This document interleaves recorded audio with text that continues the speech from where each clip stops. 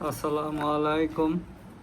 হাসান খালেদ, সভাপতি, বাংলাদেশ তৃণমূল পার্টি, আপনাদের সাথে।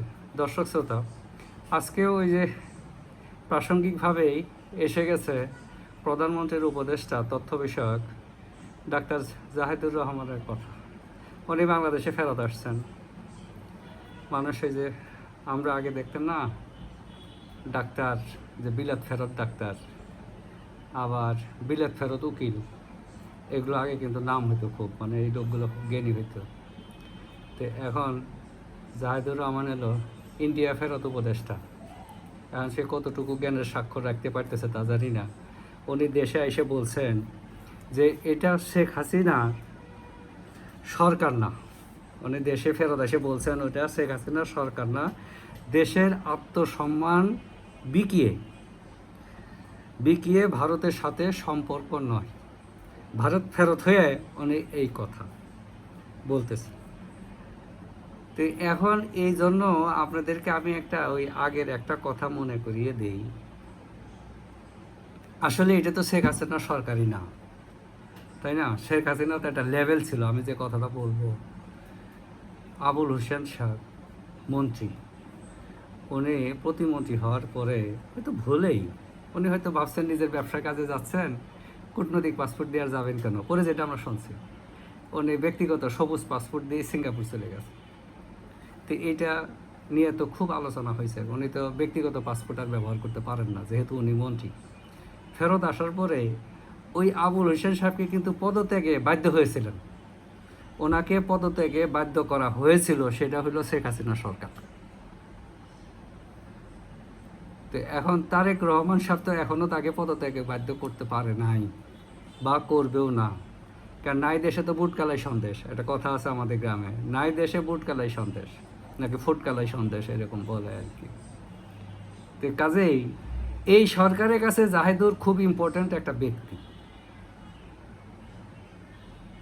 যেটা নেতৃত্ব দিচ্ছে তারেক রহমান।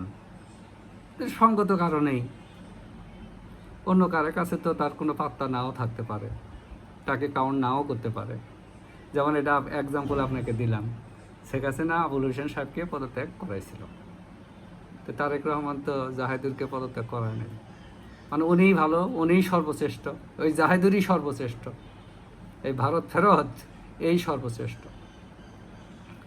চিন্তা করা দরকার, সরকারের চিন্তা করা দরকার, জাহিদুর কেন এই ভুলটা করলো, কেন সে ব্যক্তিগত পাসপোর্টে গেল, কেন কূটনৈতিক পাসপোর্ট ইউজ করলো না, দেশে ডিফেম হয়েছে না।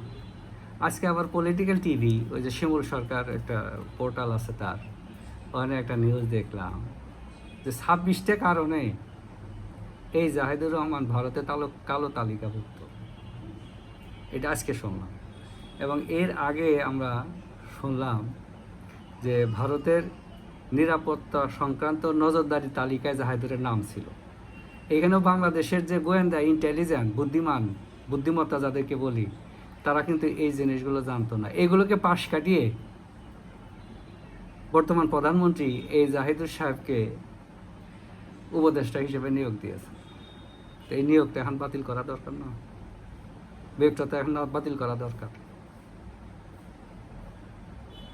তো এখন আমরা আশায় আছি, নিয়োগ তো বাতিল হবে না বোঝাই যাচ্ছে, কারণ ওই জাহিদুর সাহেব দেশে ফিরে এসে দেখি তারা বড় বড় কথা বলতেছে। সে যে একটা ঘাট করছে, এটা নিয়ে তার অনুতাপ নাই, অনুশোচনা নাই, বিলাপ নাই, রোদন নাই। তাহলে এই শিক্ষা তো পাইল না, শিক্ষা পাইল না। বাংলাদেশ তৃণমূল পার্টি চায় তারেক রহমানের এই দেশের দরকার আছে, বিএনপির প্রধান দরকার আছে, কিন্তু ওই জাহিদুরের মতো এক্সট্রিম লোকদের দরকার নাই, ভারত বিদ্বেষী লোকদের দরকার নেই। ভারত আমাদের প্রতিবেশী রাষ্ট্র, তার সাথে আমি বিদ্বেষ কেন করবো? তার সাথে আমার একই সাথে বসবাস করতে হবে, এগুলোর দরকার নেই। কাজে প্রধানমন্ত্রী, আমরা আশা করি প্রধানমন্ত্রী শুভ বুদ্ধির উদয় হবে, ইনস্ট্যান্ট এই জাহিদুর রহমানকে বিদায় করে দেবে। ইনস্ট্যান্ট ওই যে মীর শাহে আলম দেখেন এলাকায় নিয়ে নিছে, ফ্যামিলির নামে ঈশার নামে নিয়ে নিছে, এদেরকে এখনই বিদায় করে দিতে হবে।